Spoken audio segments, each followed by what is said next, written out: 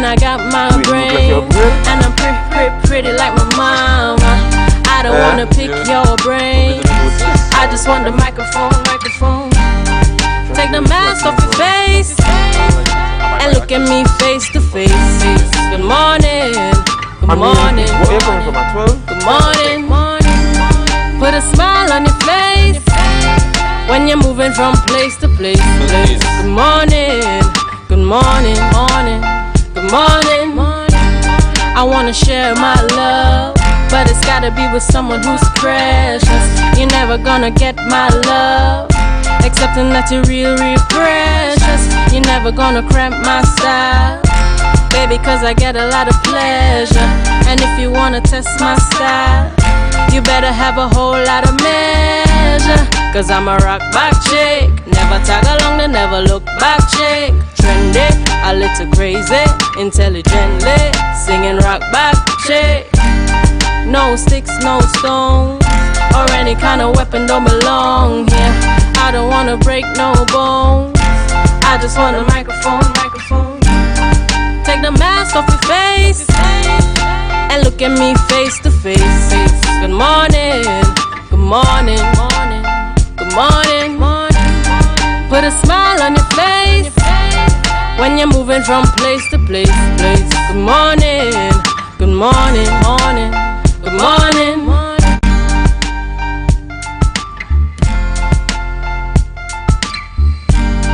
Put a smile on your face when you're moving from place to place. Good morning, good morning, good morning. Good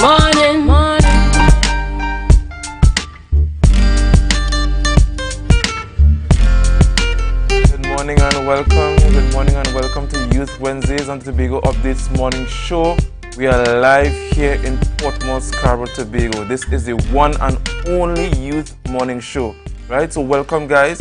I am your favorite youth host this morning. Don't mind the inclement weather. We are still live and shining and ready for you guys. I'm your favorite youth host this morning doing this. And I'm Luke Trim, and welcome to Youth Wednesdays. Dwayne by now, they should know how we just dub it on Youth Wednesdays. So a lot has happened since the last time we were here. Yes, but before we go into all of that, just remind the viewers on the varying platforms that they are viewing us. Just so viewers, we are everywhere. We are live on Facebook. We are on 91.9 FM. Also on Gael TV. Did I leave out anything, doing? Oh, I believe so. We are also on Smash Radio. Among other platforms this morning. The excitement is rushing to the brain, so I am excited this morning. What is happening in this space? A lot has been happening, as you rightfully said. A lot. We have a newly appointed deputy chief.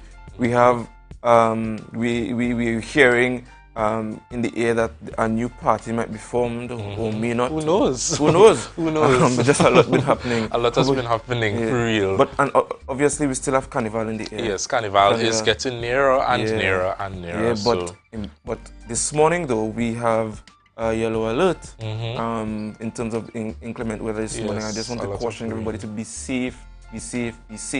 Right? We don't get too much into what is happening in this space because we have a whole lot to discuss about that this morning on the rundown. But so before we get into the rundown, we have news in 90 seconds by Candice Jackson. Thank you, Dwayne and Luke. I am Candice Jackson, and here is your news in 90 seconds for Wednesday, 21st September 2022.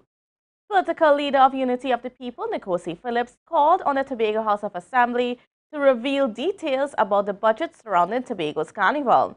According to Phillips, the report should include money spent on the media launch and the official Bago Jam launch, as well as the budget for future Carnival-related events until the end of October. Phillips reminded the public that the Secretary of Tourism, Culture, Antiquities and Transportation, Tasha Burris, promised that details of the Carnival budget would be publicized, but no such action has since been taken. Tobago's Carnival is scheduled to take place during the last weekend of October. Meanwhile, community activist Wendell Eversley filed a Freedom of Information request into the THA based on allegations made by former Deputy Chief Secretary Watson Duke. Duke claimed that the Executive Council, under the leadership of Chief Secretary Farley Augustine, used so select methods to engage contracts from Trinidadian businessmen worth $25, $60, and $75 million respectively. According to Duke, such moves went against the structure of the mandate from the people to provide contracts to Tobagonian businessmen. Eversley hoped that he would be granted the answers to his questions shortly, because it is in the best interest of the tax-paying public. And nationally, heavy showers and thunderstorms are due to hit Trinidad and Tobago today from the evening into Thursday morning as part of a tropical wave moving in from the Atlantic Ocean. This according to information coming from the Trinidad and Tobago Meteorological Office. They are not certain how the disturbance might develop, but said both islands should brace for stormy weather. The Met Office posted an adverse weather alert, yellow level, at lunchtime on Tuesday, and this is supposed to last from Wednesday today at 5 a.m. until 8 p.m. on Thursday.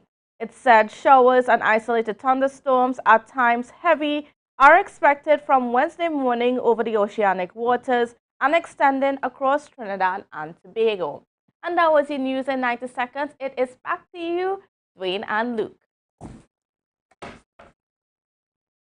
All right. Thank you very much, Candice, for news in 90 seconds.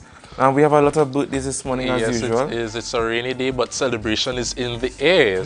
Plenty. So start us off. Who do we have first? Who do we have first? We have a Miss Nikisha Hughes.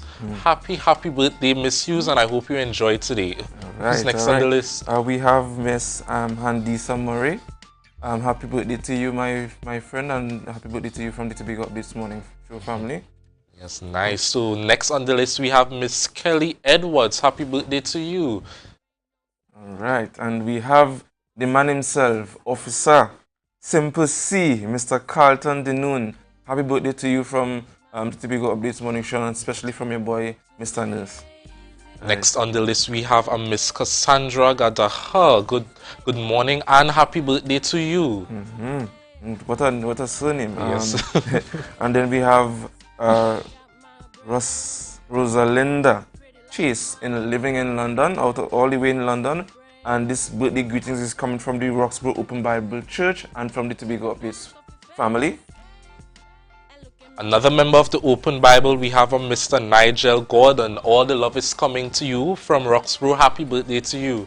All right, and finally, last but not least, we have Miss Jenna Joseph. Happy birthday goes out to you from the Tobago Updates morning show family and the class of Signal Hill Senior Comprehensive School class of 89. Much love from them to you. Happy birthday to all you guys, and even those who did not make it on the list, we want to wish you guys a happy birthday. But look, we have a rundown for them this morning. Yes, we do.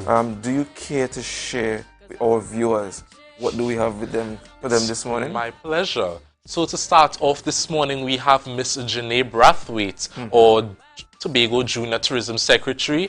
Next, we will be interviewing Miss Universe. Her name is Taya Janae Remy. Yeah. And lastly, on our schedule, we have our newly appointed Deputy Chief Secretary, Dr. Faith B. Israel. Yeah. Wow. We ain't chilling with the big boys this morning. We're chilling with the big girls. The big girls this morning, we sure are. Yeah. So it will be an honor to have them here this morning, guys. You know how we just do it here on Tobago Updates morning show, especially on a Youth Wednesday.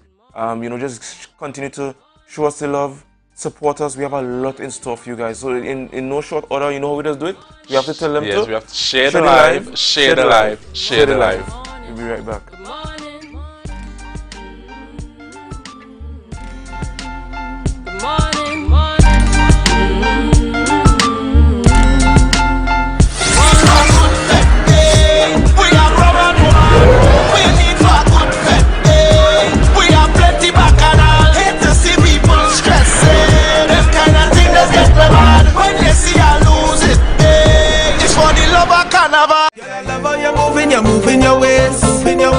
Entertainment. Yes, we're bringing it to you. Tobago Updates. It's all about the new entertainment show, the VIP Experience, hosted by your boy Snoopy. Tune in every Wednesday from 8 p.m. and on Saturday mornings at 9 a.m. We're bringing to you the best Tobago has to offer. We're showcasing interviews, music, and everything that is fun. So join me on Tobago Updates for the VIP Experience. Yeah, man. Watch how you back on me. Like about to overload. Watch them sexy Tobago woman. Beauty from head to toes in the sun. Skin food don't need no lotion. Live, the concert. Says our destiny. Friday, 23rd September. The night before Republic Day. She says our destiny. She get next to me. At the concert capital, the Queen's Park, Savannah. Live, the concert. Mavado and his full band. MI4 Security Services Company is the most advanced security service in Tobago. Ask about our cash and transit service. It's safe, risk-free, reliable, and timely. We provide safe banking delivery for all business types and sizes with highly trained staff, 24/7 monitoring, coordinated emergency response, and a well-maintained fleet of armored vehicles. Contact us at 660-7723 or visit our website at www.mi4securitytt.com to sign up today.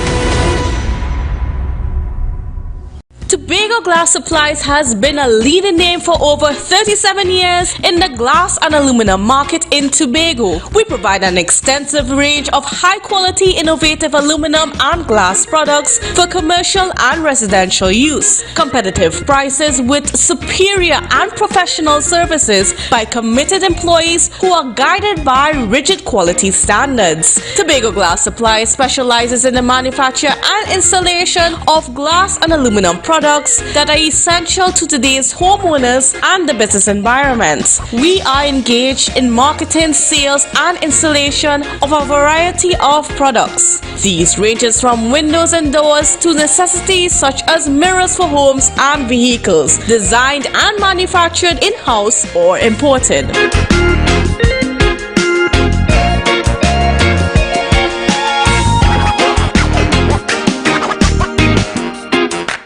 Mamailakai Home Services. We specialize in cleaning of carpets and rugs, mattresses, living room and dining room sets, vehicle detailing, cleaning and sanitizing of homes and commercial spaces. We also do landscaping and tree cutting, pressure and power washing, floor care, fumigating and air purifying. You can also call us for professional painting services, babysitting and adult sitting. Call us now 333-4430 at Mamailakai Home Services. We take cleaning to another level.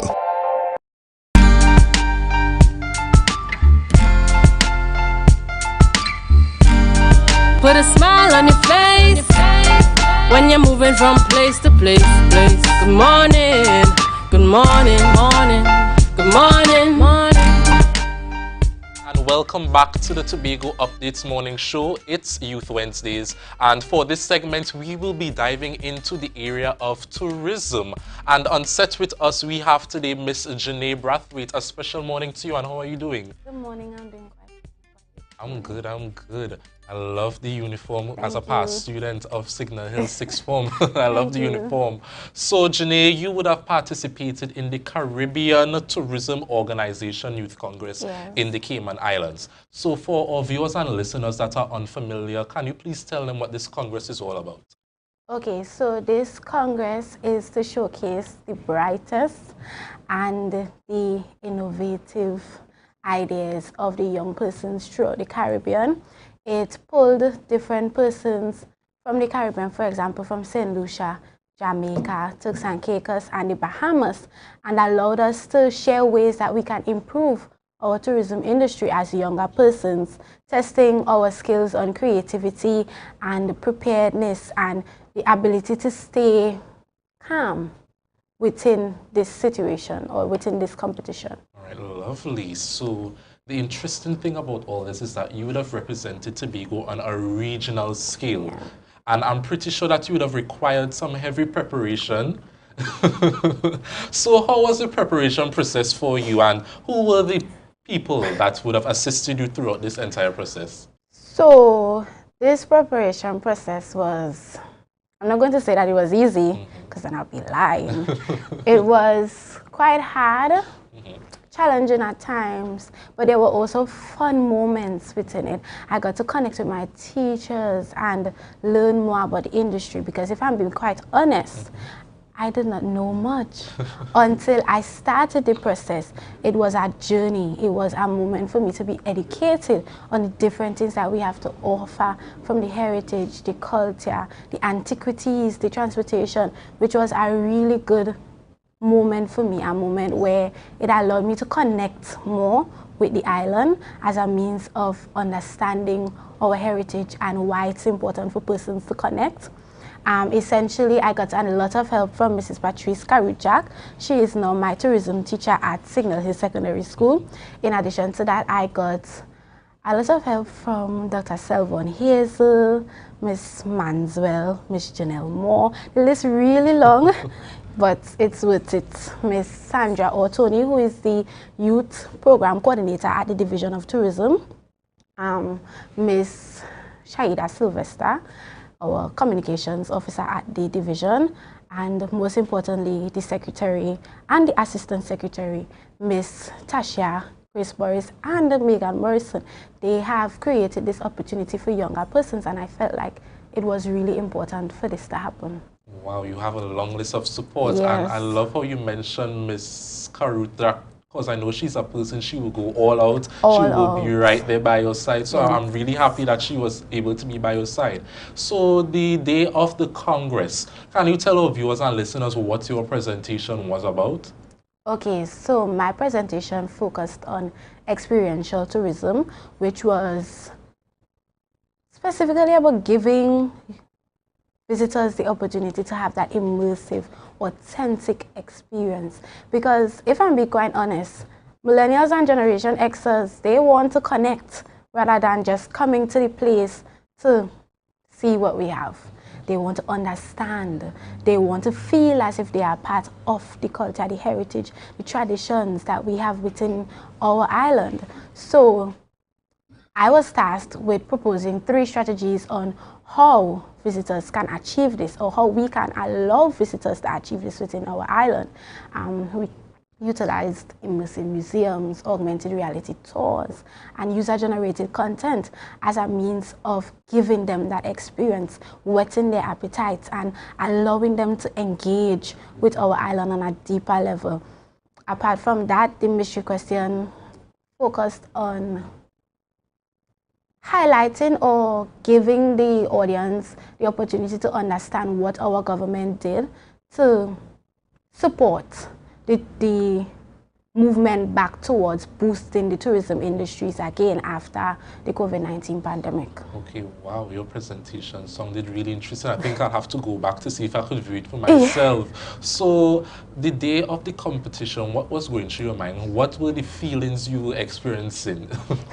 Honestly, I was quite nervous. I felt a little intimidated by the different Caribbean islands that were there and the delegates, because previously I had a conversation with each and every one of them, and they are all really bright. They have really big ideas, and you can see the passion as it pertains to their island. And I was worried about if I would be able to do my island proud and to showcase our heritage, our culture, our traditions, our tourism products, most importantly, within the Caribbean space. If I would be able to say, you know, Tobago deserves a seat at this table because we have a tourism product that is like no other as well. That's correct. Yeah. So, apart from your presentation, let's put Tobago on the spotlight. Tobago is an area that has a lot of potential for tourism. Definitely. Now, your presentation would have had its points, but the other Caribbean islands, were there anybody that would have presented something that would have, you know, stuck onto you that you could say, wow, maybe this can benefit Tobago? Did anybody present anything like that that really stroked your brain? Well, if I'm being quite honest, a lot of the delegates, they put out some really good points, and I was quite interested by a lot of them. But the ones that stuck with me would be the presentation from the delegate from Jamaica, where she looked at linkages within agro-tourism So in the sense that the hotel owners, they would link with the farmers within the society as a means of giving them that opportunity to thrive as well, instead of continuously importing goods from the different Caribbean islands as a means of allowing their hotel to boost. This was important because then I believe it will be quite beneficial within Tobago, as it will allow us to avoid leakages, meaning like money going out into the Caribbean. We would be able to circulate it within our island and increase our GDP and boost the economy further. The next one that really I felt like was quite beneficial would be the point that was put up by the delegate from Turks and Caicos. Now, within my presentation, I highlighted the use of digital marketing of user-generated content. This would be where we will put out an app which will showcase Tobago's natural features and what we have to offer, and visitors would have the opportunity to share their GPS locations and vlogs, and then this will now allow other persons to see what the island have to offer, so it will be a chain effect. However, within the presentation by the delegate, she spoke about the fact that giving visitors the opportunity to select their interests and what they feel like, you know, would be a good experience within that moment. So I was like, this would be a good advancement of the point that I put forward, allowing that the visitors to showcase what they would want. So basically, for example, let's look at if you as a visitor, you want to come to Tobago and have that dive experience. You can put in on the app, well, I would like to have a dive experience, or you will want to feel by the time you're finished with this experience, and the app could generate places that would be good to your needs, to your interest. And then this now would allow the visitor to have that feeling that they would have been longing for. So I was like, this can be really beneficial to what I was putting out. It's a good advancement, and this is why I felt like this competition was important, because then you get to network and understand different things within the Caribbean islands and how some of these same strategies can be used within your island. That was a very great response, very, very detailed, very informative. So, Janae, you now have the title of Regional Junior Minister of Tourism. So, what are your plans with that title? Okay, so it's not just about Tobago anymore, although they are first in my heart, first in my mind at all times. But as the Regional Junior Minister of Tourism, I would like to collaborate with the other delegates that were there, as they are the junior ministers within their island, and they would understand what youths would want within their island, that barrier that we are trying to bridge. So I would like to collaborate with them and to create, just hinting or suggesting, probably an exchange program where they can go to different islands. So for example, if you are from Tobago, you can go to probably Jamaica and learn about what the island has to offer, because in Jamaica there is Port Royal and it's really rich in history. It tells a story of their indigenous people and everything that history persons will be interested in, like myself. So it allows them to understand the culture, and then in exchange they can come to our island as a means of exploring what we have to offer. Just a suggestion, an idea. In addition to that, I feel as though I can be able to learn new things from the delegates as what the region needs in order to improve and for us to thrive, be that product that a lot of persons would want to experience. So, yes. Lovely. So, wrapping up, what would be your advice to any youth that wants to get into tourism and wants to make an impact in the tourism sector? I am going to say, take the chance. Don't wait. Because now that I'm in the position, I've regretted the fact that I have not been involved within our tourism industry as much. And now that I'm phasing out of high school and being my last year, I think that I'll miss the tourism club within our school. So then I'm saying, take the chance. Our island has a lot to offer. It is quite rich, and in experiencing it, it will open up your mind to see new things, to understand new things, to be able to say, what can the island benefit from what I have to offer? What are creative and innovative ideas that I can put out? Because the islands youth, they are really, really, really creative.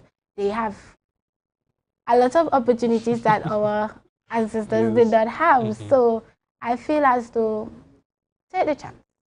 All I'm going to say is take the chance, don't wait. Run full speed ahead and jump right in, and I promise you won't regret it. It is definitely worth it.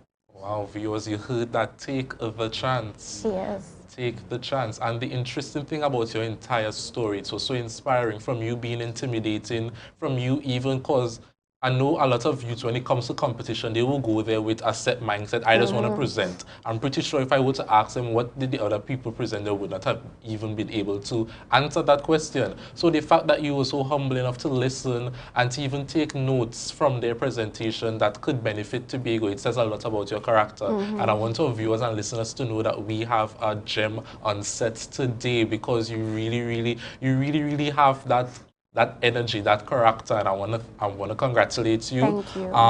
And staying on the wave of congratulations, are there anybody want to take this time out to congratulate? This is your moment. This is your moment to thank them, to let them know that how appreciative you are of everything they did. Okay, so this is going to be long again. Yeah, you take your time. You take your time. But it's definitely worth it. So firstly, to the Secretary of Tourism, Culture, Antiquities and Transportation, Councillor Tashia Burris, I would like to thank her for the unwavering support. She was there as well, and you know, the big smiles and the you go girl was really worth it. To the Assistant Secretary, Assemblyman Megan Morrison, she was there at the airport when I came home, and it was quite inviting.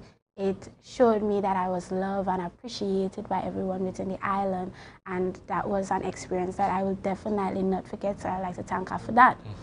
I would like to leave this one for last. Okay. I go next to the next one. So to the Youth Department Coordinator, Mrs. Sandra or Tony, she played a big part in creating this opportunity for me and for younger persons, as she would organize the local leg of this competition, and I had that opportunity to be a part of that. So I would like to say thank you to her, and she was also there in Cayman Islands. It was an experience definitely like no other, and I'm grateful for it as well. She taught me a lot, and it will definitely stick with me. To the Cultural Officer too, Jesse Taylor, I worked within his division for some time to understand the culture within Tobago, and it was beneficial. It was meaningful, and as somebody who appreciates Tobago's culture, it allowed me to grow my passion on it. Don't want to forget anybody.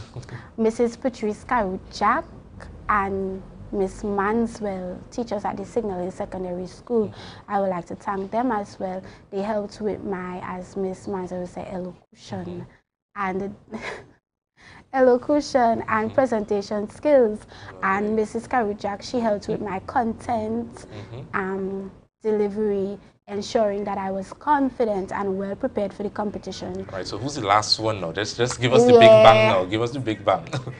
Well, it was supposed to be that one and then God. Give them a twin, one special. Yes. But the next one would be the administrator at the Division of Tourism, Culture, Antiquities and Transportation. When I started working there, she felt as a mom within the division. She was quite inspiring. She took us under her wings and educated us on the different things that they have to offer within the division, which was really important to me. So when I came home and I saw her at the airport, I literally wanted to cry, because then you know, she was there at all times helping. And lastly, most importantly, God, because without him, nothing is possible. Wow, Jenny. So I would like to thank you for joining us on set today. To all your supporters, that support group you have, I just want to tell them to keep on sticking by your side, because you are destined for great things. All right, viewers, we'll be right back after this break. Remember to share the live, share the live, share the live. Live, the concert. Says our destiny. Friday, 23rd September. The night before Republic Day. She says our destiny. She get next to me. At the concert capital, the Queen's Park Savannah. Live, the concert. Bravado and his full band. Excel Spa by Haley, where our highly trained staff are ready to deliver the top-class services in facial massages, waxing, nail enhancement and body treatment. We are ideally located at Coco Avenue, Switzerland, Tobago.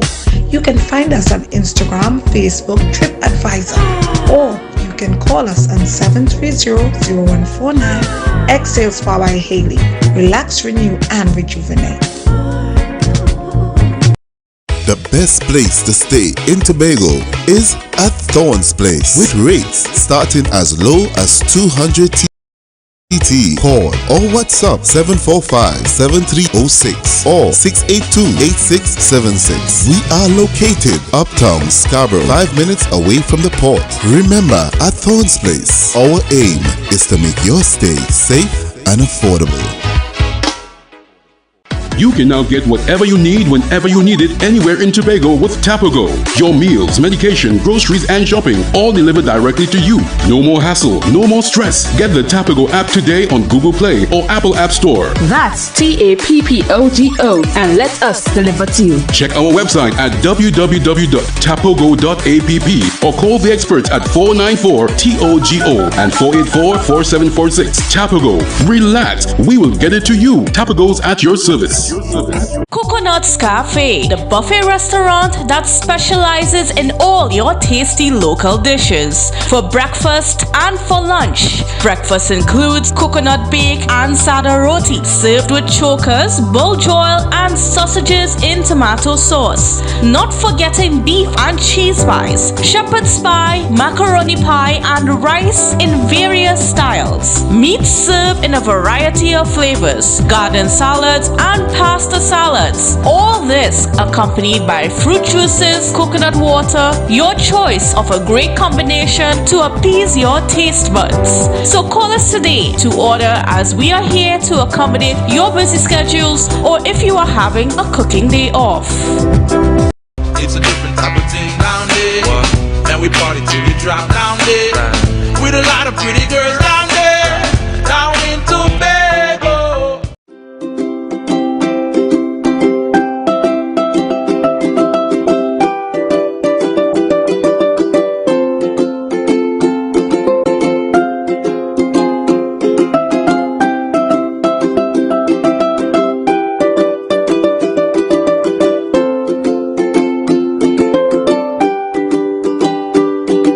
Advertise with Tobago Updates. Call 284-6597. If you have a small or large business, we can get your information in front of the masses. Reach our rapidly growing viewership on Facebook and YouTube. Promote your brand in Trinidad and the Caribbean through M&E TV Now and Gayel. Yes, we can build unique ads for your business. Call now 284-6597 and advertise with us.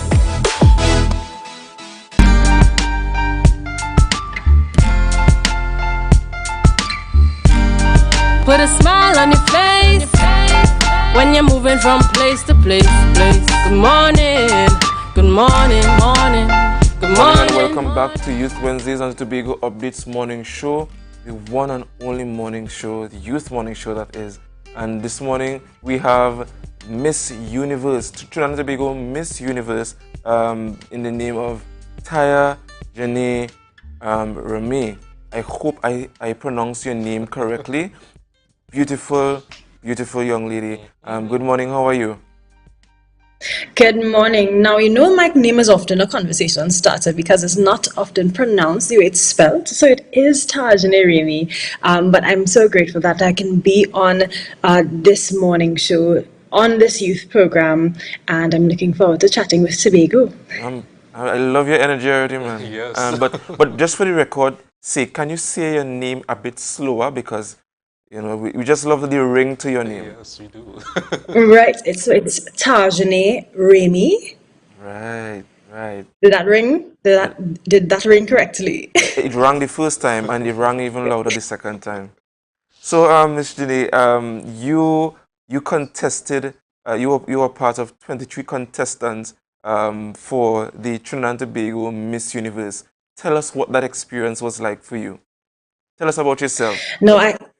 Oh, sure. So I have to first acknowledge my two Tobago sisters, Yulani and Oshun, representing Tobago was an important part of this competition and this journey, and of course my experience, especially as they were both strong representatives, both making the top 12 at the local leg.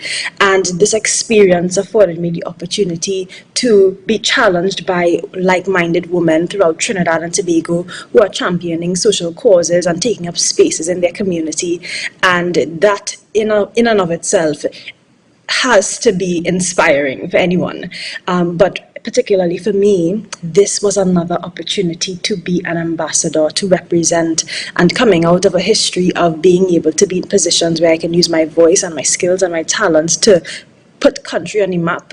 I'm grateful to have had another opportunity to be chosen again to do same. All right. Wow. I just love how you're so articulate and you just embody everything that a young woman ought to be and are quite a role model there.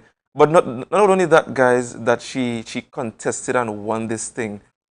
She's only 24 years of age, only, and they are quite young. All of them are quite young, doing their thing. You know, she's also a model, an athlete, a dancer, alto saxophonist. She's a social. Come on, what do you not do? Can you please tell us? Quite a bit. But I'm humbled to be recognized for having many talents and opportunities. I'm hoping that all-roundedness reflects the culture and the very essence of Trinbagonians, because that's who we are as a people.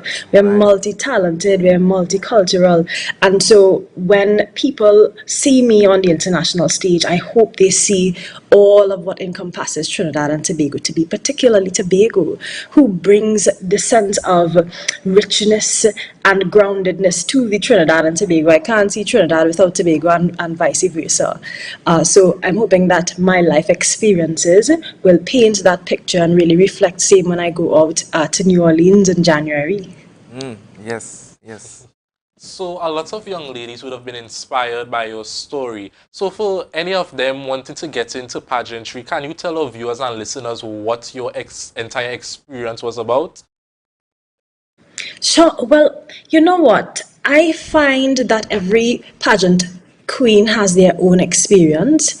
I was lucky to have the support of a community who made this journey just a little bit easier, because it's demanding. This role is a great, I call it the pleasure and pressure of wearing the crown. And while we get to accessorize and glam or physical aesthetic, we do have to do that self-work that is important in displaying our confidence. And so that's where I would start in advising any young woman who is ready to be a beauty ambassador, to start with that self-work, because that is what is going to shine outside or through the makeup, through the accessories, through the lashes. And so if you start doing that self-work now and discovering what are your purposes in this life, you're going to be in a better position, in a unique position, to be someone who gets to represent others. Yes. I am moved to ask this question. Are you UWI alumni by chance? Of course. What year did you get in? Because I I kind of think I saw you from time to time moving when I move between spec gym and so on, trying to get my Yeah. muscles in and relieving some stress during my tenure there. Were you that same Well, athlete, that I saw from time to time? it could be. Well, I would have played basketball and volleyball at UE, and I played two UE games, both in Barbados and at Mona. So we may have crossed paths, and I was frequent at that pink building, if any athlete or extracurricular student would know. And I would have been fortunate to also do my certificate in social work, and that was also on main campus, my BScs in social work and social policy. And of course, now as a Masters of Social Work student, also at the University of the West Indies, you can be safe to say that you may have crossed paths with me at least once. And the pleasure is all mine again to cross paths in this way. So I just want to give congratulations to you and your all your Thank you. accolades thus far, and I just want to wish you all the best.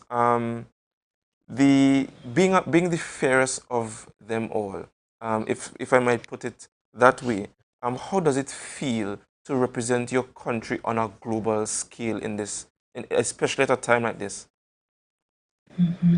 It's important. It's important for us to recognize that we are coming out of our 60th Jubilee, and this celebration of independence and autonomy as a country is one that I'm using the energies and the excitement that we are commemorating at this point to fuel me in just a few months, because this, as I said, is a role that requires quite a lot of vigor and tenacity.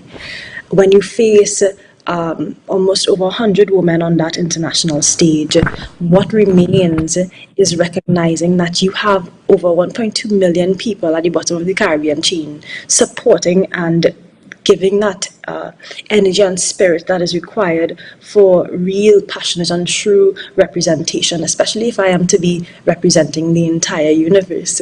So, this experience is really a commitment to not only myself, my community, but to Trinidad and Tobago. And so all the training that I'll be doing, all the makeup training, the voice training, and of course all the walking training that comes with it, of course representing and advocating for social causes, and mine being children who live with disabilities and their families, to ensure that I really create an impact both in my preparation and when I get to New Orleans. And my final question, because you have answered a lot of my questions in your utterances and your responses, and I really am grateful for that. Make my job a lot easy. Thank you so much. However, my final important question is that I know that the pageant, I don't know how true, would have gone the route of including married women and mothers. I think that's a very notable feat. What do you say is the benefit of that, and what commentary do you have on that? Well, the Miss Universe organization has within its core values and within its theme the representation and the empowerment of women, all women. And it is, in my opinion, quite overdue that we start including women that represent the true 21st century woman. And that is a woman who is capable of performing regardless of her family circumstances, regardless of her physical ailments and disposition, and of course her past. And so when we do recognize that we need to have inclusivity when we're representing and talking about women empowerment, it is only right that we have women who are married and women who have children be also represented on the international stage. And I am excited to see what that journey holds moving forward, and to also continue opening up the avenue and the space for more women of difference to be represented and reflected on among those who represent their countries on the Miss Universe International stage. So kudos, and I feel proud to be a part of an organization continuing to ensure that there is inclusivity in the persons that we represent. All right, guys, you heard it straight from the horse's mouth. Thank you very much for being here with us gracing us with your queenly presence. We want to thank you for being here. Guys, just more on her achievements. She would have also won the Most Photogenic Award, and she was also crowned by our former Universe winner, Miss Wendy Fitzwilliam, as well. So congratulations to you, and continue representing. That's all we want to say to you from the Tobago Updates morning show, and thank you for being here.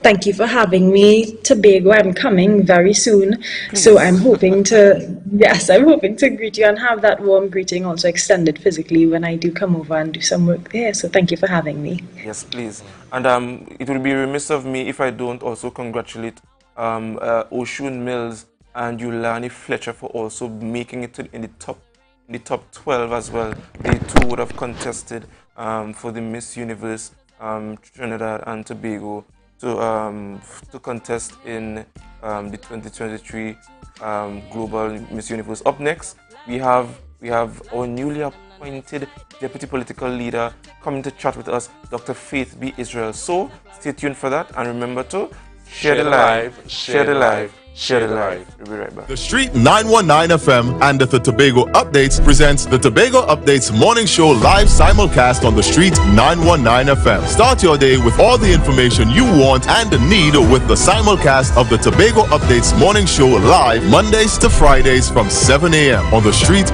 919 FM, the official station that defends the nation.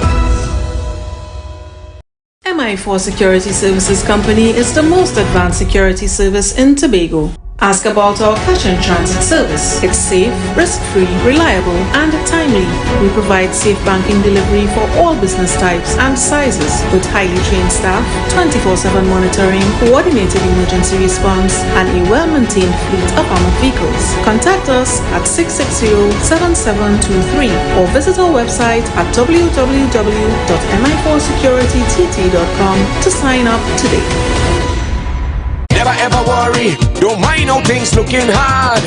I tell them never ever worry, if you're nice can't get damaged bad. I tell them never ever worry, what I'm saying is true. So just consider, Tattoo will always be here for you. Tattoo, where people are people. You know what I mean.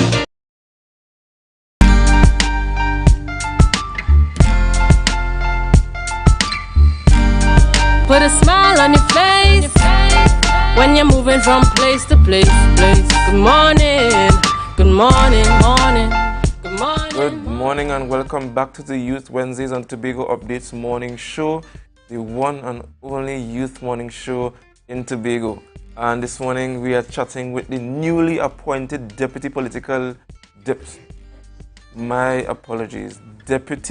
Chief Secretary and Secretary in the Division of Health, Wellness and Social Protection, Dr. Faith B. Israel.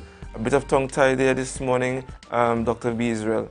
Not doing very much justice to your new appointment. I do apologize for that. There's too many deputies and, happening in this space. That's all right. So let's just go with Dr. Faith. Dr. Faith. Yeah. Yeah, I think that'll be easier for now, Dr. Faith.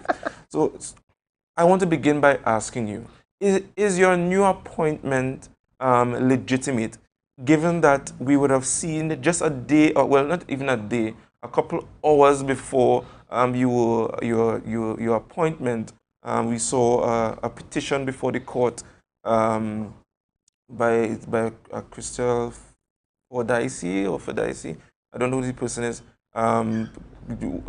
threatening to file an injunction on the proceedings.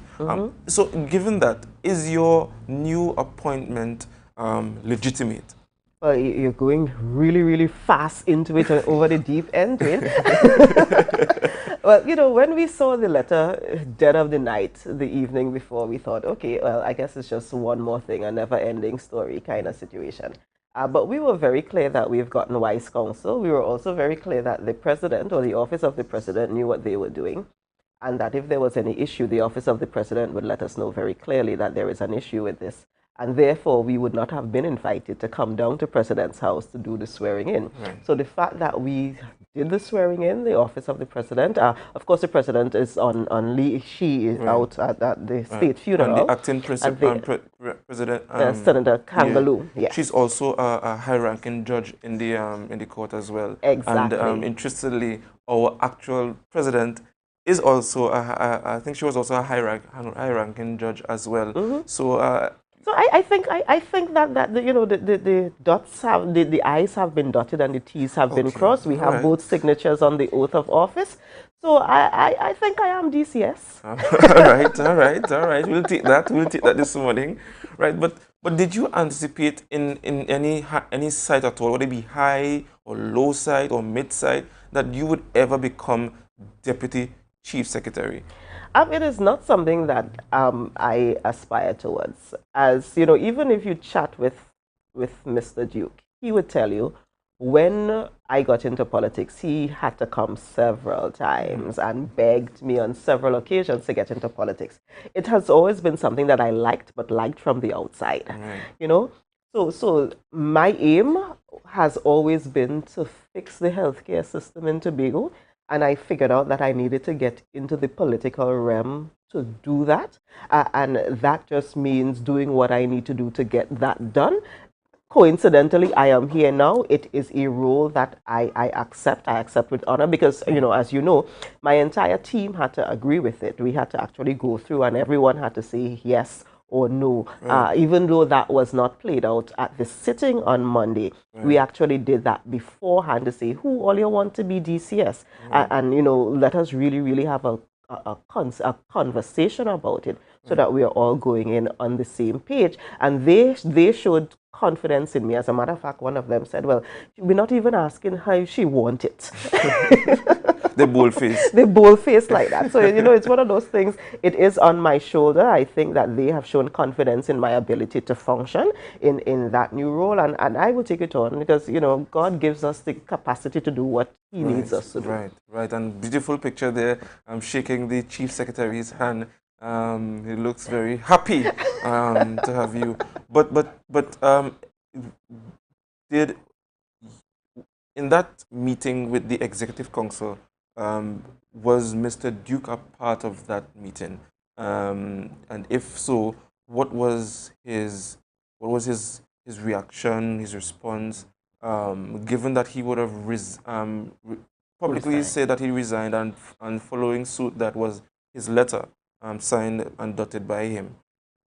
So just Mr. Duke was not a part of that Executive Council meeting. He was not a part of Executive Council meetings for some time before. Why is that? Is it that he was traveling? Is it that he had other engagements? Well, of course, he has other engagements. I think you also know that most of our Exec Council meetings recently have been virtual, though. So there's the option to just jump on Zoom to become a part of it if you want to be a part of it. But he was not at that particular meeting where we had that conversation over the weekend about electing me as DCS. No, he wasn't. But how do you feel about the entire occurrence? How do you feel about it? How do you feel about your appointment? How do you feel about how your appointment came into being, given that it would have come on the cusp of a public feud between the former deputy chief secretary and the chief secretary, following all this public banter? Well, I want to push back on one thing. I don't know that, because I keep hearing people saying that this was a back and forth. This was no back and forth. A public statement was made, and as the chief secretary of the Tobago House of Assembly, who is elected in that position, who has a responsibility to Tobago, Chief Secretary Farley Augustine was forced to respond to show that we are actually doing what we have been elected to do, and we are following the law according to what is outlined in public service regulations and all of that. So there was a lot of noise in the public space, but I would push back and let everyone know that that noise was absolutely not coming from my chief secretary, who has shown stellar leadership in this time. He has shown that he is very clear on where Tobago is and where Tobago needs to be, and the kind of leadership that is needed to take us in that direction. And he held the ship together in a way that was amazing. I stand very squarely with him, and I congratulate him on his ability to do that for the Executive Council and for the entire Tobago House of Assembly. Personally, I have been looking at this, and honestly, Dwayne, I have been heartbroken. I don't know if anyone remembers that, 2016, when I got into politics, it was because I was begged. But after I decided that that is what I was going to do, we jumped in wholeheartedly. I was the third candidate to be announced for the 2017 election. And who was the second? The second was Melanie Rajman. The first was Mr. Duke. And even before being officially announced as a third candidate, from the time I decided that this is something that I needed to do, probably one of the sister stations that you're broadcasting on now, we were on that station. I was the voice on that station, speaking to the Tobago people every morning from since the beginning or middle of 2016 until after that election and so forth. So I actually spent quite a lot of time building this organization that is as a family to us. So to see the last 2 weeks play out has been absolutely heartbreaking. We go to bed every night. Let me speak for myself. Went to bed every night in tears because this is your family. This is something that you built. I mean, you get up every morning and you have to put on the brave face and do what you have to do because that is what is required of you. But this is our family that we built, and it was very difficult. It still is very difficult to see what may seem to be a full rift, but not just, when families have their thing and it happening at home is one thing. But to see it plastered all over social media, in the public space, that is very, very difficult. And I meet people all the time who are telling me they are also very heartbroken by it. The guys on the ground who walked with us continually, they are also very, very heartbroken about what is happening. Right. And, I wanted to ask though, when you guys were removed as deputy political leaders, given what you just told me there in terms of it being heartbroken and so on, how did you feel? And more so, what were the grounds for your removal, given all that has happened? Because for me and the public, yes. Mr. Duke would have said that he felt slighted, he felt disrespected. But from where I sit honestly and objectively, I think answers need to be given as to where the disrespect laid and the grounds for your guys' removal. So if you could comment on that at all. So let me be clear on the policy or the constitution. The constitution of the Progressive Democratic Patriots says that there are all of these elected positions, and we had our AGM and there were these elected positions. But within there, and it's not just within the PDP, I think this is something in most political parties in Trinidad and Tobago, the political leader is the one who picks or appoints the deputy political leader. So these are not appointed positions. These are not elected positions. The membership did not say, yes, we elect Faith, or we elect Lisi, or we elect Farley as deputy political leaders. The political leader is the one who made that decision and then makes that pronouncement. So following that, it is then certainly within his right to then unelect us or unappoint us. Right. But what pre-tail might be his rationale if he told you guys at all? Well, given the explanation that he said that there was disrespect, right? What was his explanation in that meeting to highlight where the disrespect? It's one of those things where I honestly cannot say where the rationale is. There was quite a bit of rambling, my word, because I can't find another appropriate word right now. There was quite a pretty lengthy discourse on his part, as in the political leader's part, that in essence began and ended with "I don't want all ya." In essence, is what it turned out to be, and at the end of it, it was, well, okay, as the chief sec said at the end of the lengthy discourse, when it was pronounced, the chief sec thanked everyone for, allowing him to be the chief sec, allowing him to be deputy political leader, allowing him to be part of the organization, and said thank you, and he exited himself, and we just exited ourselves, and it is what it is. Wow. But is there now any discord between you and the others and Mr. Duke? I mean, given all that has happened, what is the relationship now like? Given that you would have, played a pivotal role in helping to build the party, everybody played their part. Well, as Mr. Duke said, he party, take the party and go. Right. I don't know that there is anything that any of us can do one way or the other to sway that. I was asked a little earlier today whether I've actually had a conversation. I have not had a conversation with Mr. Duke since then about this. But again, this is family, this is Tobago. Mr. Duke and I went to school together. A lot of people don't even know this. We went to Roxborough Sec together way back when in secondary school. So this isn't a relationship that just started, a couple of years ago because of politics. Anything can happen. We're not sure where this is going.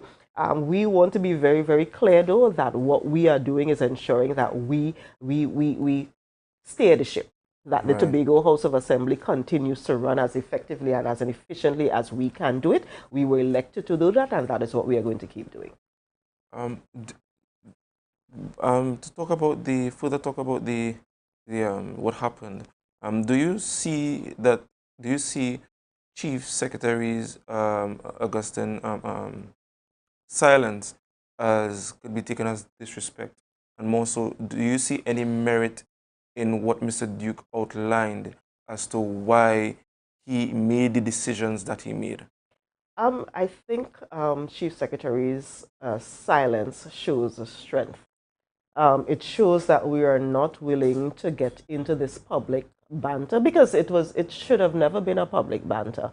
The Chief Sec very clearly outlined the process that we used as the Executive Council to provide the support to the group that went to New York. The political leader, former Deputy Chief Secretary, he was very aware of what that process was, and there was no reason for this to become a public thing. So the fact that the Chief Secretary has insisted on his silence, has insisted on not being a part of this public thing, really, really shows the strength on his part.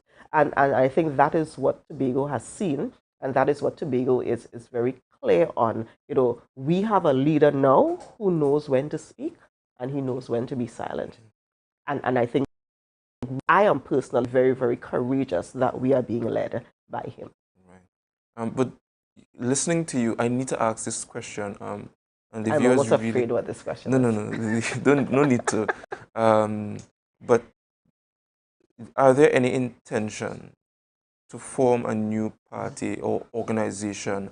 Because it seemed to the public that the PDP is in disarray. Or do you guys have any intentions at all to come together and really resolve the hurts, the misunderstandings, whatever at all? Well, again, two things need to be very clear.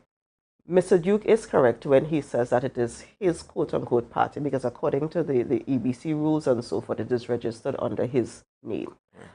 So, like anybody who play in cricket and you want to pick up your bat and ball and go, you can pick up your bat and ball and go. That is what seems to be happening. We in the Tobago House of Assembly, we now need to decide what we do politically next. Forming another political party is an option.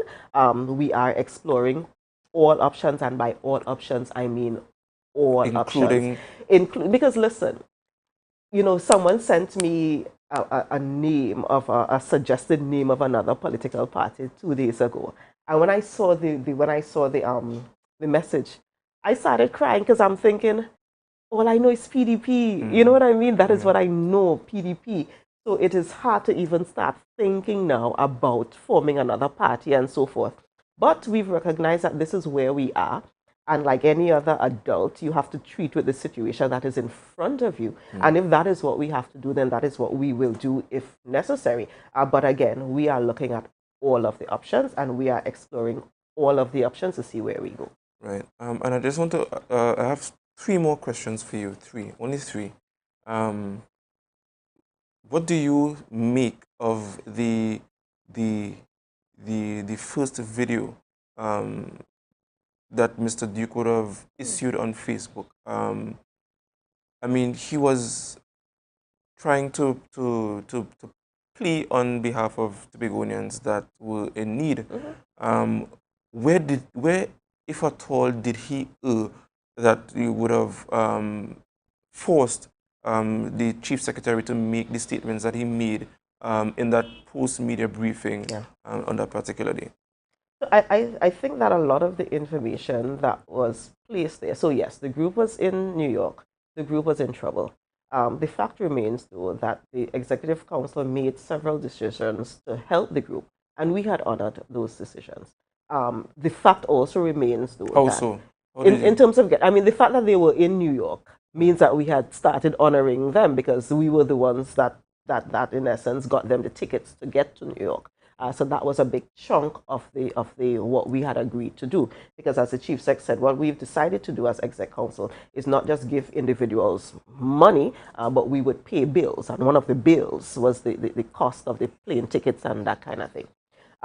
What is unfortunate, though, was the fact that the chief sec, even though the executive council had agreed on going a certain distance to help the group, hearing the plight, hearing what was happening, the chief sec and other members of the executive council had already also started doing the additional work to get them the additional support. So by the time the video was actually released, a lot of this had already been resolved or was on its way to being resolved.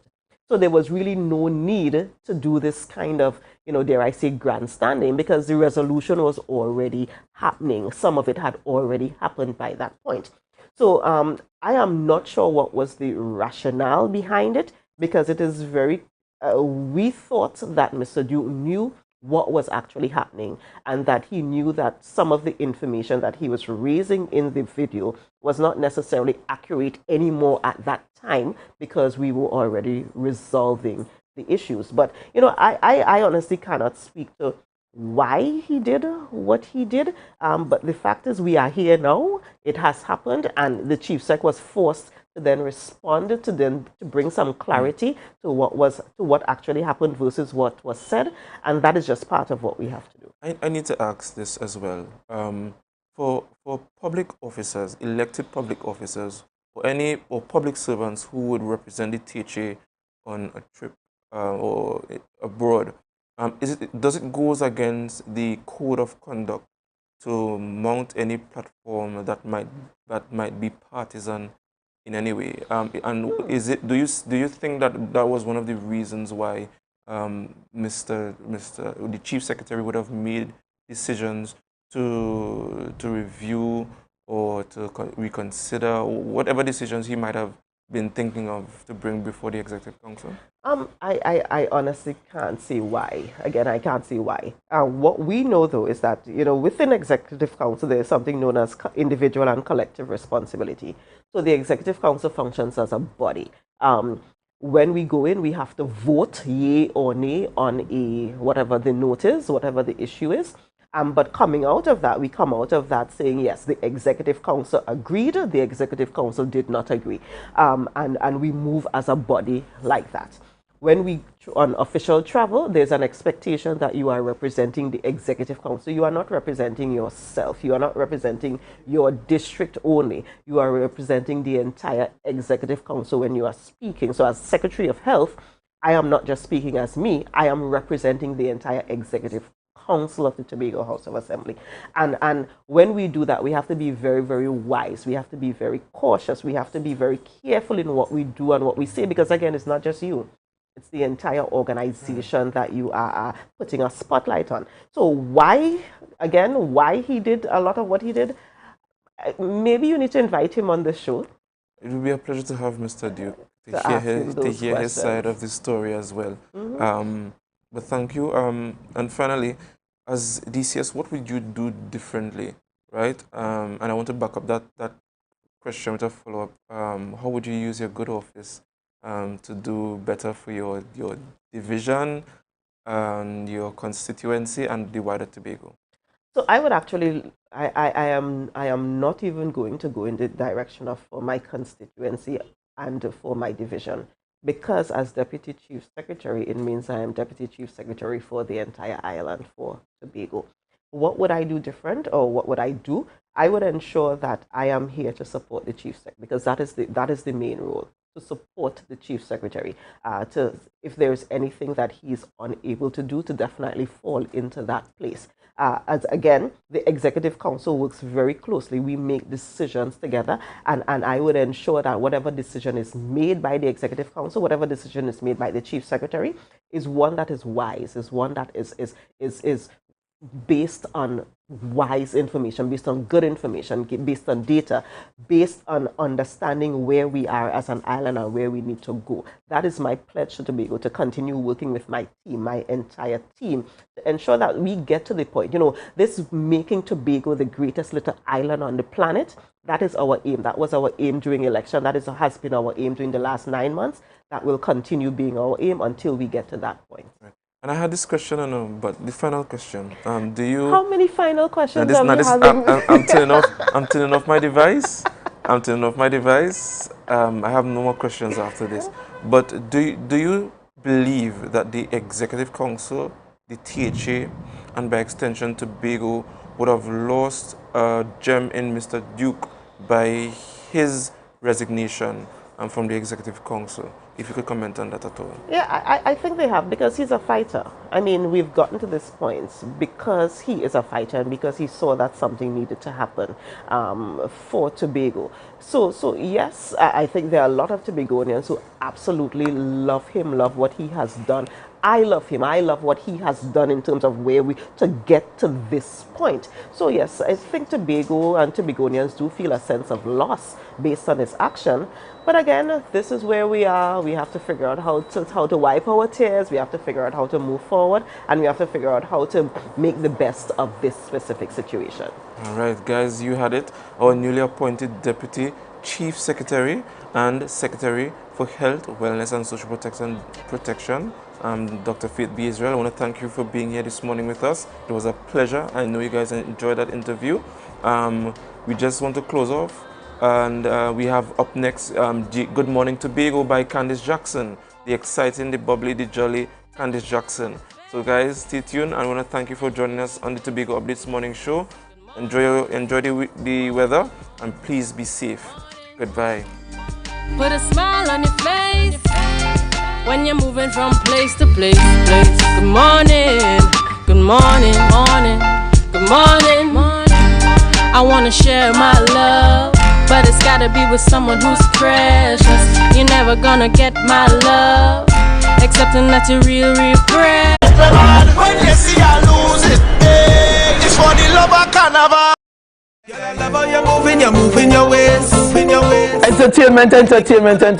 Yes, we're bringing it to you. Tobago Updates. It's all about the new entertainment show, the VIP Experience, hosted by your boy Snoopy. Tune in every Wednesday from 8 p.m. and on Saturday mornings at 9 a.m. We're bringing to you the best Tobago has to offer. We're showcasing interviews, music, and everything that is fun. So join me on Tobago Updates for the VIP Experience. Yeah, man. Watch how you're back on me. Like about to overload. Watch them sexy Bago woman. Beauty from head to toes in the sun. Skin food don't need no lotion. Live, the concert. Says their destiny. Friday, 23rd September. The night before Republic Day. She says our destiny to get next to me. At the concert capital, the Queen's Park Savannah. Live, the concert. Bravado and his full band. Exhale Spa by Haley, where our highly trained staff are ready to deliver the top-class services. In facial massages, waxing, nail enhancement and body treatment, we are ideally located at Coco Avenue, Susseland, Tobago. You can find us on Instagram, Facebook, TripAdvisor, or you can call us on 730-0149. Exhale Spa by Haley. Relax, renew, and rejuvenate. Yeah. Hey. Tobago Updates.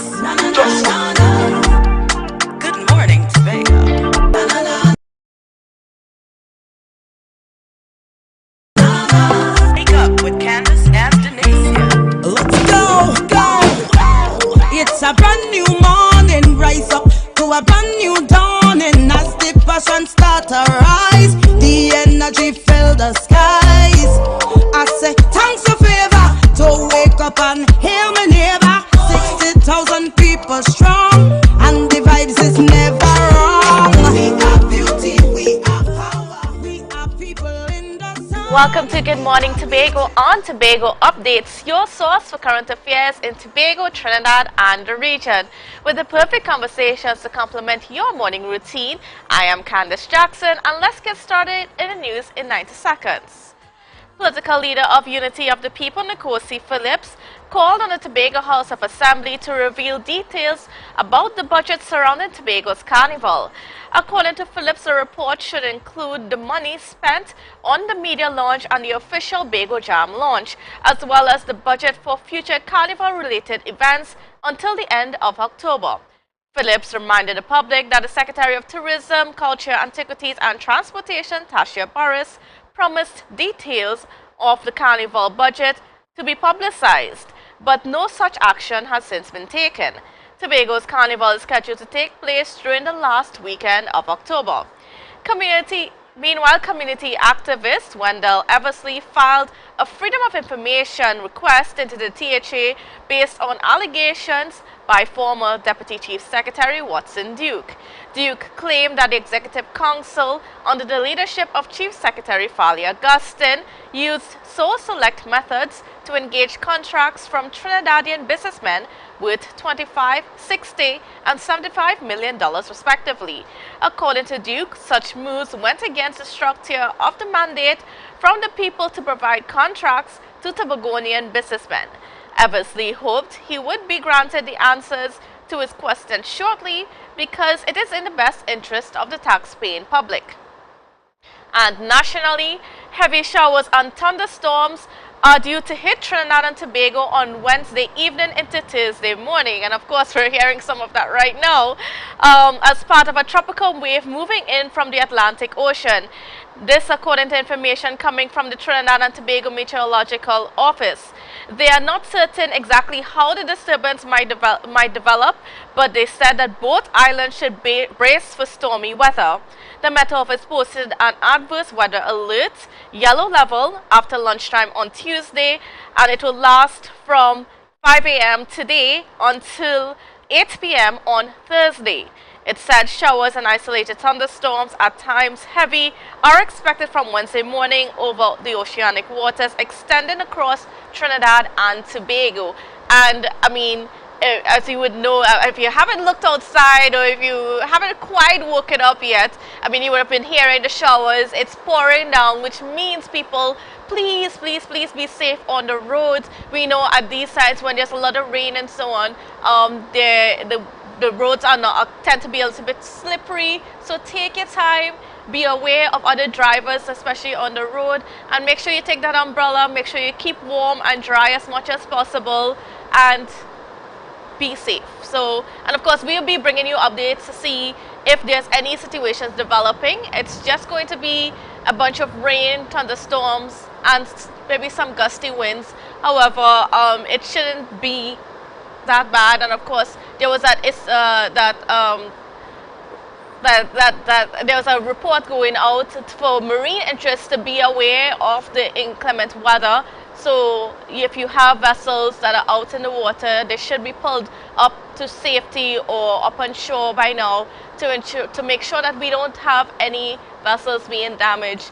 And if you are going out, well, you have to be extremely careful. It's actually being advised to not go out into the sea at this point in time because of the bad weather that we are experiencing and we will be experiencing until tomorrow, right?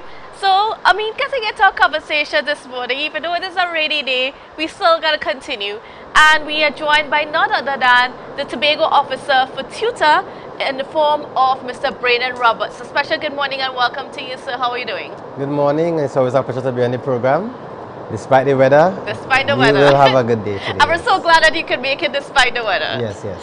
All right, so now, I mean, we're talking about a rest and reflect situation that's going to be happening on Thursday. So first of all, can you tell me a little bit about what is being planned for Thursday? All right, so first of all, I would want to get into the topic of the day, which is the negotiations, really. Yes. And despite all efforts of tutor, we have not been able to have proper negotiations with the CPO. Now, the CPO has done a 2% offer for all trade unions, despite it's not the way in which tutor negotiates. So when the CPO submits a 2%, we submit our proposal. He has not been responding to our proposal. However, he is sticking to this 2% offer for everybody. That is very disrespectful. There's an agreement between the CPU and tutor as to how we negotiate, and we have not negotiated thus yet. I mean, tutor would have expressed his displeasure in various forms in the past, and I'm not certain the CPU believe that, well, we make a little bit of noise and everybody will settle down. Teachers are displeased with what is on the table. So, I mean, we have been asking our teachers, you know, to think about what is on the table and to really consider what the CPO is really offering to us. So that's our call to our members. So, you know, it takes some time to reflect on what the circumstances really mean for us as teachers and the wider citizenry, not just teachers, you know. If the wider citizenry really look at what cost of living has shifted from 2014 come forward to now, and what that 2% really means, after the negotiations, cost of living will definitely go up higher. Yes. And 2% of someone working for $7,000 is $100 and something extra in their salary before tax. So when cost of living increases from 2014 to 2022 now, close to $1,000 increase in our overall budget, how does $200 help? So we are asking on not just teachers, the wider citizenry, to just reflect on what this CPO is offering. And while we will hear the economy is being strained and so forth, we have top-class politicians nationally. We are not managing our funds properly. All we are hearing on political campaigns, which other party wastes the money. So they are living in a particular lifestyle and then will sit at a vantage point saying to the citizenry, well, 2% is good enough for you because we have hardship. And then what is so funny about this 2% situation is that it's actually lower than what the CPO is offering other public servants, because as we know, at this point in time, all public servants are in negotiations. And but you know, they have offered 4% to the police and the fire and some of the defensive forces, but now teachers are being offered 2%, even lower. No, it's actually the other unions is 2 negotiating periods. Okay. Each period having 2%. We are negotiating 14 to 17, so it's just 2% the offer is for us. The CPO is also seeking to offer another 2% for the other negotiating period. We are not there as yet. So I'm not certain what the other unions are, if they are doing the 2 periods together. That's not what tutor is doing. Okay. Tutor has a negotiating period of 14 to 17 to resolve with the CPO. The CPO is totally disregarding all common practices in terms of negotiation. It's more of a bullying tactic, and we are saying no outright to that. Now, would the THA have any influence either way in such a situation? Can the THA make representatives for teachers, especially in Tobago, to get a fairer package at the end of the day from the negotiations? Well, the THA doesn't have a direct play where the CPO is concerned. Okay. However, I would have seen when negotiations first started, I believe I saw on a platform would have been the Chief Secretary and then the Deputy Chief Secretary on a platform with Mr. Anisette, discussing the salary negotiations and the offer of the CPO and so forth. But besides voicing your opinion, I'm not certain the THA has any real say as to what the CPO can offer. The CPO would listen to his principals, which would be the ministers, and they would guide what can offer. And to be fair, I know the CPO is only putting forward what he was told to put forward, yes, and using his negotiating skills. But to disregard negotiating procedure with the agreed upon format is disrespectful. Even if you are given $5 to share, we are to negotiate using the proper practices that we agreed upon. And that is what we are outrightly rejecting where the CPO is concerned. They have not started negotiations with tutor as we ought to. And I would say to those who would believe that tutor overcarried on, when it hits you, you then feel it. You then feel it. And the teachers who are spending all their funds buying resources for the school, because you know the education system and the funds are allocated does not sufficiently It's suffice. not quite adequate. And teachers continue to spend a lot of their funds. So, I mean, what encouragement are you giving to teachers to continue doing such? Well, okay, so in a case like this, where especially where Tobago is concerned, is the Tobago branch of tutor, are you guys even putting forth that idea to have, so that THA can have a little bit more control where, you know, wages and those sort of things are concerned, so that maybe teachers in Tobago can negotiate for what is fair for Tobagonians? That is a much bigger conversation, and I believe that idea of self-governance and so on may treat with some aspect of that, but it's not a simple thing to say the THA, because the THA still gets its allocations from Trinidad. So I don't know what role the THA could really have in saying what would be the overall price. I know like there's a commission in Tobago where there's a Tobago section of teachers. Right. It's one teaching service commission where we have Trinidad and Tobago, and teachers are placed in schools in Tobago and in Trinidad. So that's a simple conversation as THA having that influence. It takes a lot to get to that place. And then in terms of, you know, ensuring the schools or at least teachers have the adequate resources, because as you mentioned a little bit ago, you know, teachers, I mean, the money that's allocated to teachers is not quite sufficient enough to provide all the materials that is needed to teach our students. Now, I just want for the viewers also to understand, you know, how that works between the THA and the ministry for the teachers themselves to be empowered to do what they have to do. Right, and that's why you see me in the media ever so often. I mean, I'm advocating for the well-being of our membership. So even things like furniture and schools not being ready, teachers do things in the middle to make things work, you know. I must take time to applaud the teachers, because they need to be encouraged. And they are going over and beyond. We spend our weekends, we spend our evening creating resources, because even allocations to schools, sometimes that funding is not afforded to the school until the end of the academic year for the period that already gone. So you also see schools having fundraisers ever so often, and parents would say, but education is free. Every minute there's some kind of fundraiser to pay for something else. The money is not sufficient that we are getting from the division in terms of the time frame of it. The resource allocations in terms of supplying schools with whatever the things needed for the labs or the textbooks, it's not sufficient. So parents will need to step in, and because not all parents will be able to step in, teachers are stepping up and have been stepping up for a very long time. So we continue to spend a lot of our money. We complain and we do it. Yes. And we complain and we do it. And then we complain to tutor because tutor not solve any problem, and I'm out here advocating. So that's all part of the process.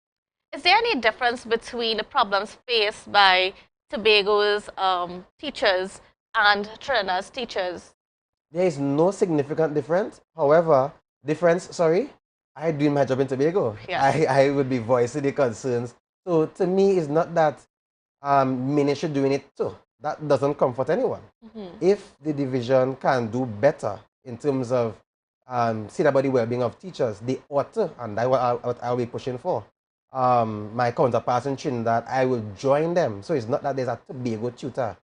I would join them, and I have been, if persons would follow the interview, I would call out on the ministry on national issues, because there are very few issues that would just be Tobago-centric. There are national policies that affect our teachers in Tobago the same. So we stand united in addressing these matters. But you would see me voicing heavily in Tobago, as I am not comparing to anywhere else. If better could be done, it ought to be done. Now, I know that, you know, as things are being prepared for school to reopen, and there were some issues. And the last time you were on with us, you said that, you know, things are sort of settled and you're moving forward with, you know, what is being done. So I just want to get an idea from you. Now, we're 3 weeks, almost a month into the new school year. How are things throughout the school system in Tobago? All right, so in terms of things settling down, is all the hysteria and all the back and forth in the media, that has settled. In terms of the going forward, we all know where we are at. So we have been encouraging our teachers to have an open mind. We have our students in the middle that we need to meet. What we're not going to compromise on is health and safety. So we have had the communications with the division. We have seen where the contractors would have done the needful to cordon off where the work is still taking place so that health and safety is not so much compromised. In the main, our teachers are able to function. I'm not certain that learning and teaching and learning is optimized because they are dealing with these little things, hindrances in the school. But work continues. I know Scarborough Secondary School will take some time, the extent of work that needs to be done there. But I mean, the division working with the contractors, and for persons who would have found I was too harsh in the media, it caused the action to take place. So is the communication now better with the division? Well, I don't hold grudges. I have no personal thing with anybody in the division, really. You know, we had a division meeting yesterday with the new administrator that went really well. I would have had subsequent communications with the secretary, so there is no personal thing. My submissions has always been with the duties at task. So communication will depend on your openness. I'm always open to the conversation with the secretary, assistant secretary, administrator. So there isn't no bad blood there. When the door is closed, then I have to find another avenue. But we have been speaking since. Okay, great. I want to thank you so much, Mr. Roberts, for being on site with us and just to give us a little perspective on the Tobago part of things. However, we'll be continuing our conversation with the president of Tutor in just a little bit. So don't you go anywhere. We'll be back right after this break. MI4 Security Services Company is the most advanced security service in Tobago. Ask about our cash and transit service. It's safe, risk-free, reliable, and timely. We provide safe banking delivery for all business types and sizes with highly trained staff, 24/7 monitoring, coordinated emergency response, and a well-maintained fleet of armored vehicles. Contact us at 660-7723 or visit our website at www.mi4securitytt.com to sign up today. Tobago Glass Supplies has been a leading name for over 37 years in the glass and aluminum market in Tobago. We provide an extensive range of high-quality, innovative aluminum and glass products for commercial and residential use. Competitive prices with superior and professional services by committed employees who are guided by rigid quality standards. Tobago Glass Supplies specializes in the manufacture and installation of glass and aluminum products that are essential to today's homeowners and the business environment. We are engaged in marketing, sales, and installation of a variety of products. These ranges from windows and doors to necessities such as mirrors for homes and vehicles, designed and manufactured in-house or imported.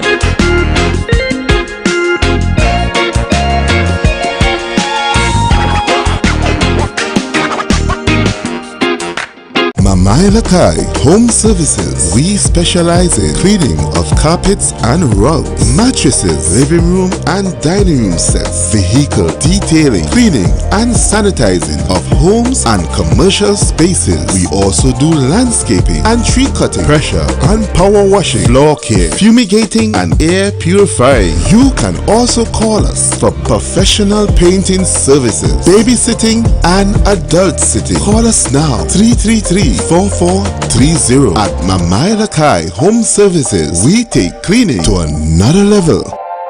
The best place to stay in Tobago is at Thorn's Place with rates starting as low as 200 TT. Call or WhatsApp 745-7306 or 682-8676. We are located uptown Scarborough, 5 minutes away from the port. Remember, at Thorn's Place, our aim is to make your stay safe and affordable.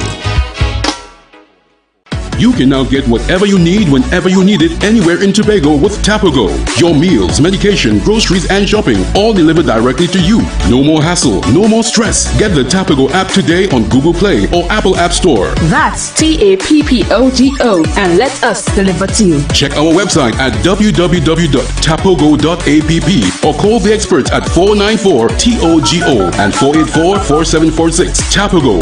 Relax. We will get it to you. Tobago's at your service.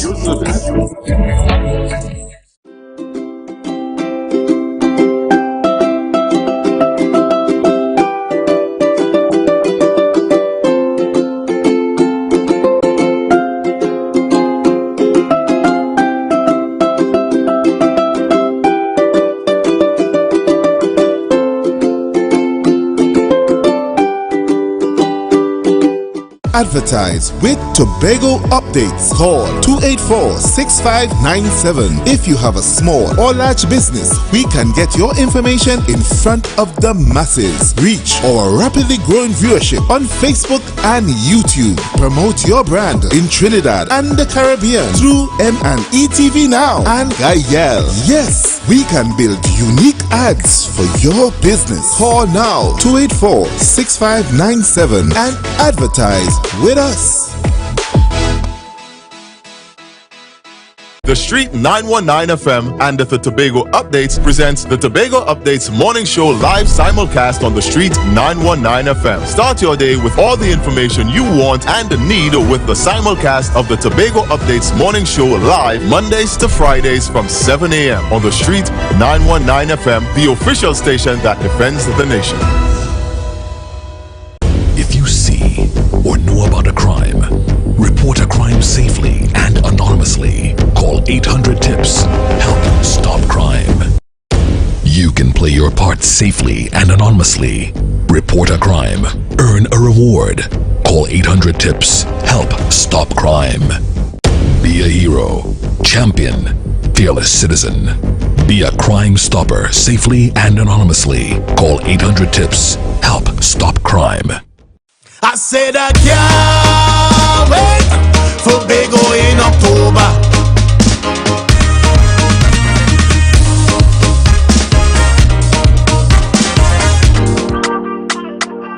Yeah. Hey. Tobago updates. Good morning, Tobago. Wake up with Candace and Denise. Let's go, go.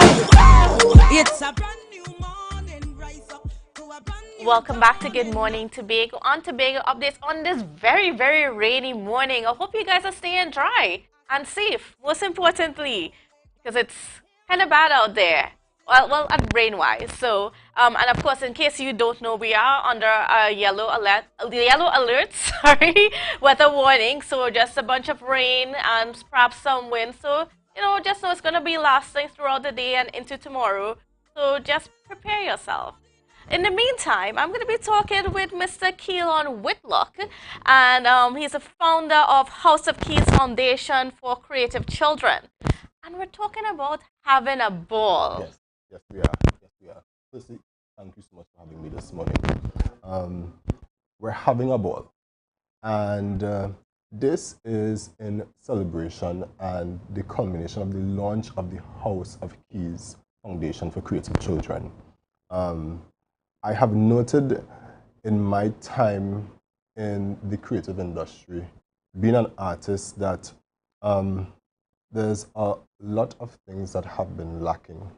I have been saying I noted the things I needed when I was younger, and it is because of the relationship and the community that I have been able to be exposed to over time and build, that has influenced the artist and the person that I am today. So we're launching the House of Keys Foundation for Creative Children. I want to talk a little bit more about that foundation. For sure. So, now you mentioned that, you know, it's something that you realize that's lacking within our space. Yes. How are you planning to, you know, help our young children or young people develop their creative skills so that they can be as good or better than you? Oh, for sure. So the House of Keys Foundation, we focus on fashion, music, art, and performance. And in essence, we are generally catalysts for the mentorship and training of creative children. I'm in a space where I work with creative professionals daily. Yes. And it almost seems as if we speak a different language.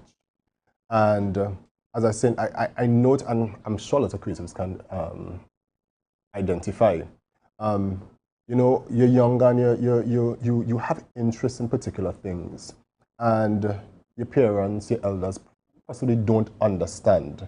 I remember being young and drawing and sketching, and my folks were kind of like, what are you doing? You know, some children are chastised, some children are sort of cast aside. because we have folks that don't understand their language. And the foundation is really set up to be able to offer that advice, offer that training, offer that mentorship. Sometimes it is as simple as a conversation, as someone saying, I understand what you mean. I get what you're trying to do. Here's how you can possibly do it. And this is simply how we propose to function at the foundation. Yeah. And now, Mr. Whitlock, I mean, you've been doing such amazing things when it comes to fashion and that sort of thing. I mean, we see the pictures, we see the models, and we're always so impressed by what you do. Thank you. And, you know, you have been able to be very innovative in what you've been doing. And that has been lacking, because one thing about Tobago is that there's so much talent within our space. Oh, for sure. But we don't know how to be innovative about that. For sure. How are you planning to, you know, try to inspire that innovation and just bring that out of our people, especially our young people? Oh, for sure. So as simple as the event called We're Having a Ball. And this event happens on the 15th of October. It is the official launch of the House of Keys Foundation. And this is a combination of all the things that we focus on at the foundation, which is fashion, music, art, and performance. And it is supposed to be, I am calling it a spectacle.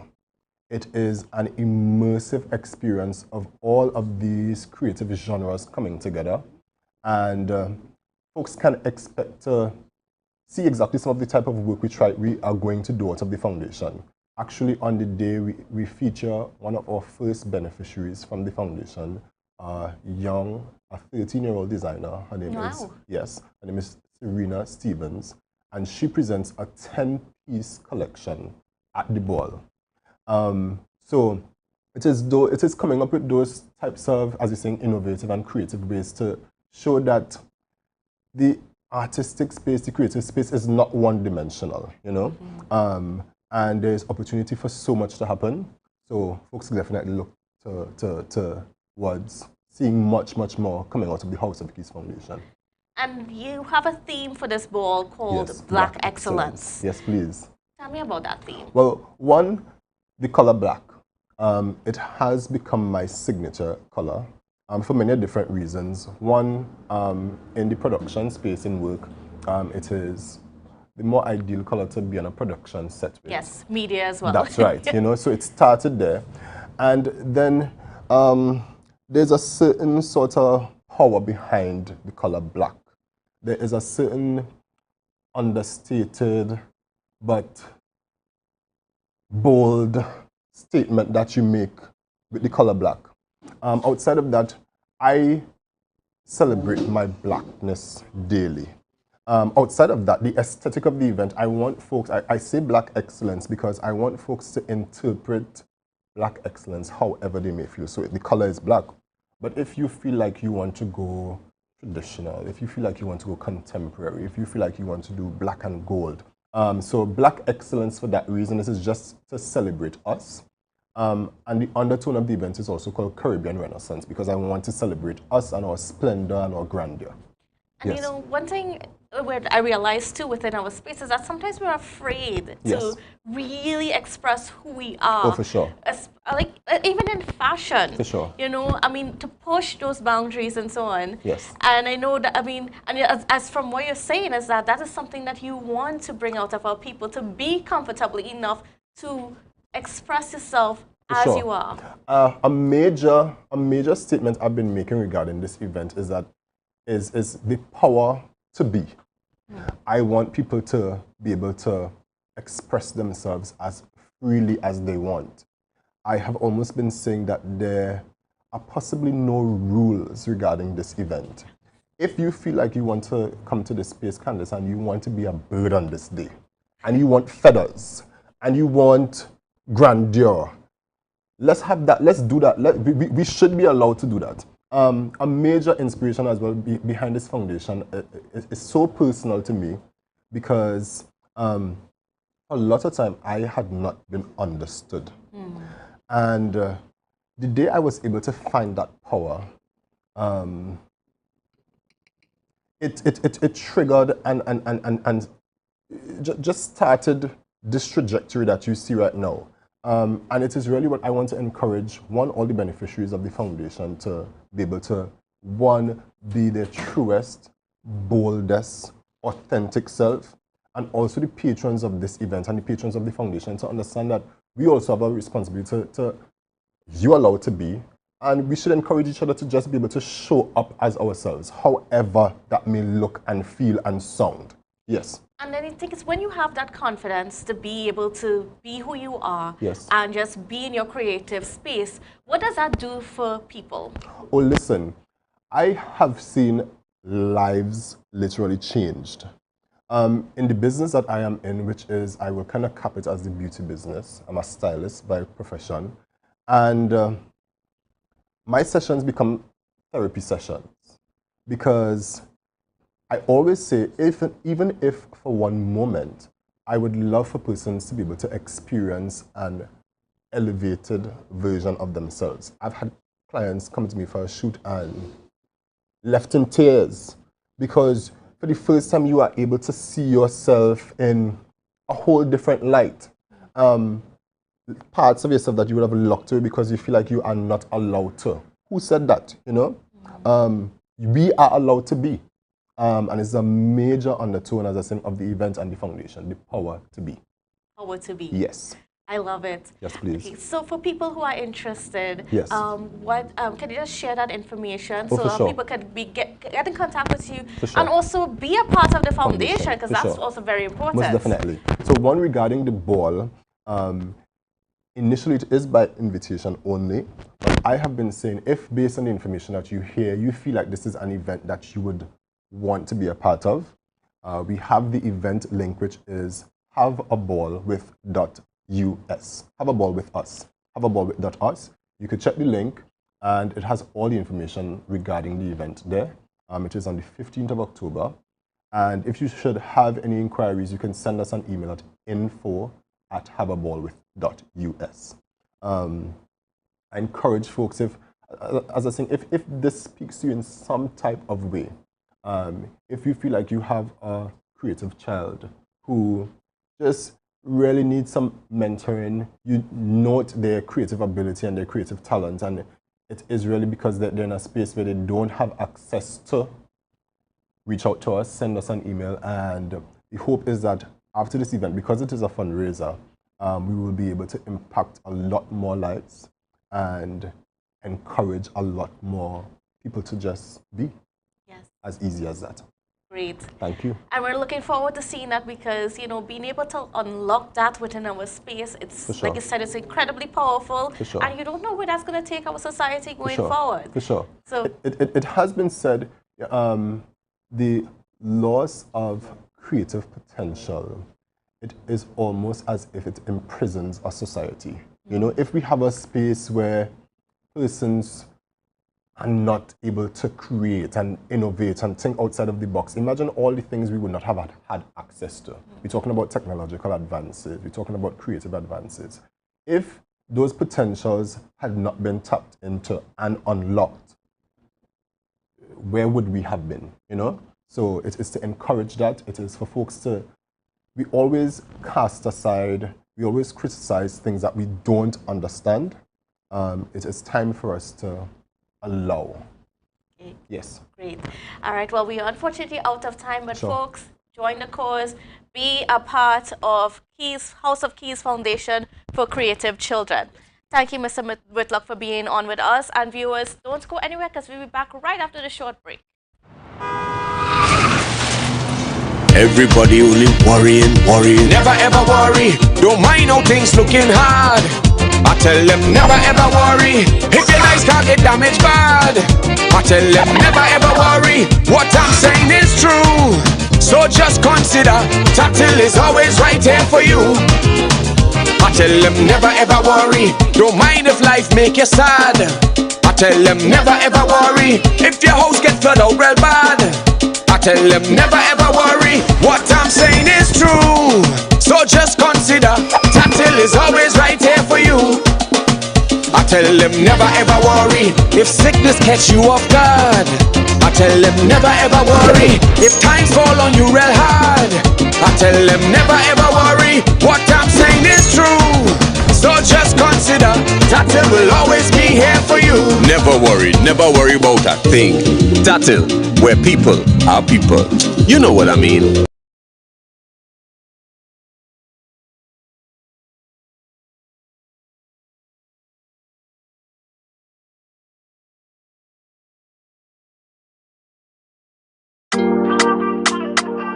Yeah. Hey. Tobago updates. Good morning, Tobago.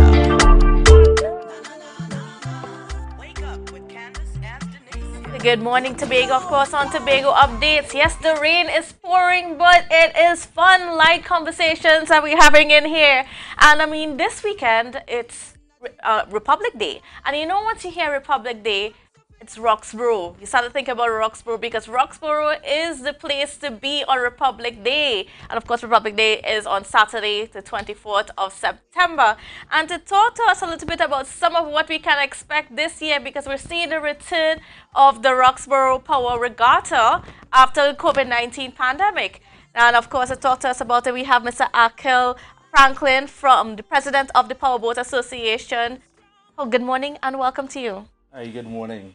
And good morning to all the viewers. I'm really happy to be here. Okay, so we're talking about the return of the Roxborough Regatta for Republic Day. And, what do we have? What's there in store for us? I really like your sales pitch. Roxborough is the place to be. There's nowhere else to be. Roxborough is the place to be, right? We know that there's the parade, which is something you should look forward to. And straight after the parade, we go directly, and this has been an age-long activity, right? After the parade, we go straight into powerboat racing, which is very interesting. Not just powerboat racing, but it's just a family fun affair, a whole family fun day, right? We're catering this year for the kids, we're catering for adults, for the racing enthusiasts. There are a lot of activities there for the entire family. So we're starting off with the parade. What time is the parade starting off? The parade is scheduled to commence at Lamy Road from 9 a.m. Through the streets of Roxborough up to Boston Street, where they do the turnaround, and then they conclude at the Sidgray complex.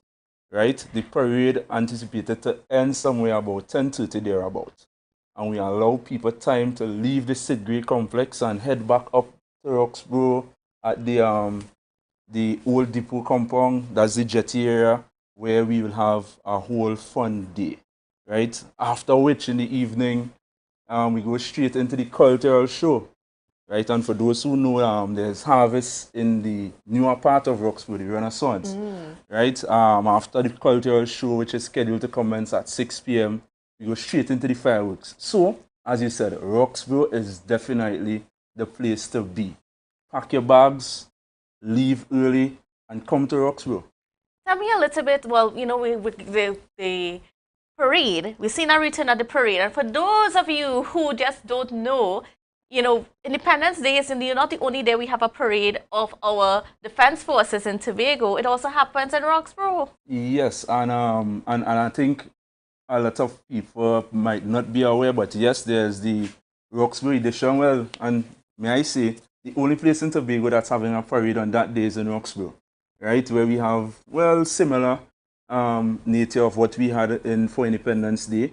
The start is a decent walk. You get a more up close and closer version of that, because, you know, Roxborough is a kind of close village. Yes. So, you know, you be a bit closer to the activities. It's normally highly subscribed, and I think the return is planned to be even better than we last experienced. I know in previous years you guys would have tried to get the president to come along for it.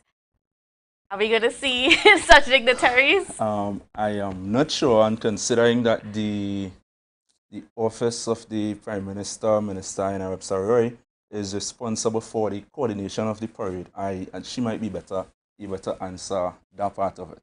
All right, so let's move on now to the powerboat part of things, the regatta. Yeah. What can we expect for that regatta? We can expect. All right, this year, luckily we would have been able to attract a lot of the boats that participated in the Great Race, right? And may I add, they'll be coming to Tobago tomorrow, right? What I didn't tell you is that on Friday, we're scheduled to have a boat show right here in Scarborough. Wow. Right? To allow, the average person to get an up close of what we see on TV or what we hear about.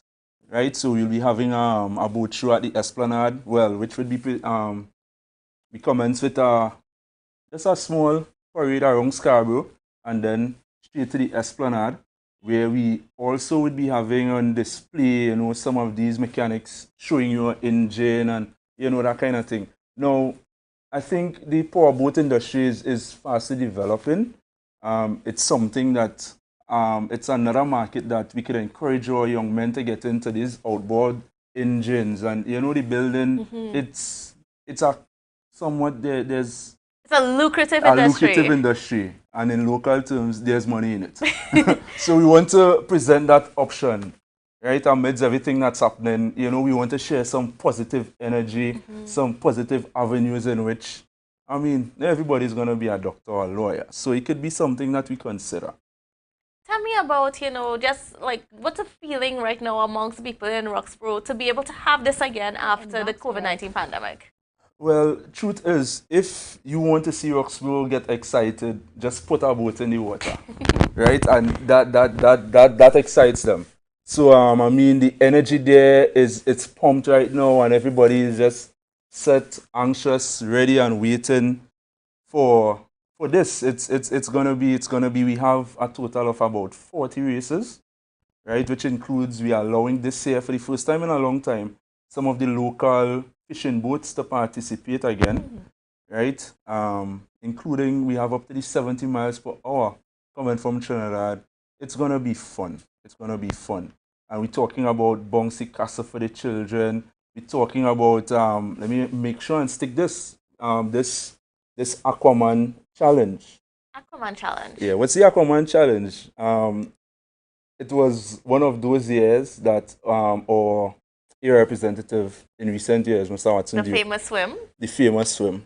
He posed that challenge to swim from the island outside of Roxborough. And that's Bell Garden Island. No, we call it Sugarloaf. Okay. That's the island directly outside Roxborough, and the first person to shore, I think, wins the race. He attracted some international sponsors for that race, so he ended up leaving the association with a big burden when he told us you all would have to take the race thereafter. Right, since I think there were prizes, like first prize was like $5,000 for a simple swim race. There are a lot to be done there. I'm not sure if you heard about our greasy pole, none like you would have ever seen. It's a greasy pole over the sea, right? So that there are a lot of things to experience and see on that day. So we're catering for the entire family. And then before we wrap up, now there's a cultural show. What can we expect for the cultural show other than the fireworks? And I think most of the people in Tobago realize that the fireworks that we see in Roxborough way better than Independence. And I would endorse that the fireworks in Roxborough is better, and not because the fireworks is actually better, but it's the ambience of Roxborough that offers us that higher quality viewage, the closeness of the mountains. It makes it sound louder, so it's an experience to have. I might be out of bounds to say the artist, but I understand that the cultural show, there are a lot of guest surprises. It's normally really, really nice. It's an experience to have, right? So I encourage you. I'm looking forward to seeing you guys there. Okay, and of course, it is going to be live. I'm hearing it's going to be live on Tobago Updates as well. Oh, yeah. But of course, even though it's going to be live, for those of you who aren't able to go, nothing could compare to actually being there in person. Yeah, I think the live should be viewed thereafter. The live should be viewed thereafter. Right? The live is more for those people that are outside of the island. Well, yes, that is what it's created for. And there are a lot of live giveaways. We have, some of these companies coming to do samplings, and it's going to be fun. I'm excited. I'm really excited, and I really wish that I'm looking forward to seeing you though. Well, I'm usually there. Okay, I'm usually there. Okay, cool. All right, folks. Well, there you have it. Republic Day. Roxborough is the place to be. Find yourself in Roxborough and just have a wonderful time. Bring your families, There's a lot to take in. You have the parade, you have the regatta, and of course you have the cultural show and the fireworks. So some of the best fireworks you could have in Tobago. Yeah, and I understand that there might be other activities later on in the night. So lots of surprises. Lots of activities. So come to Roxborough. It's a place to be. I'm sure you won't regret it. All right, great. I want to thank you so much, Mr. Franklin, for Thank you being for on having with me. us. And viewers, of course, we know it's raining out there, as you're seeing in the back of us in the cameras. It's raining, it's pouring, and this rain is going to continue for the rest of the day into tomorrow. So please take the necessary precautions. Stay dry, stay safe, be careful out there on the roads. We do not want any accidents. We do not have to be reporting that there are any untoward activities, or any injuries, any fatalities. No, we don't want those things. So be careful, watch out for each other, and we'll see you again tomorrow, bright and early at 7 a.m. So bye for now, folks.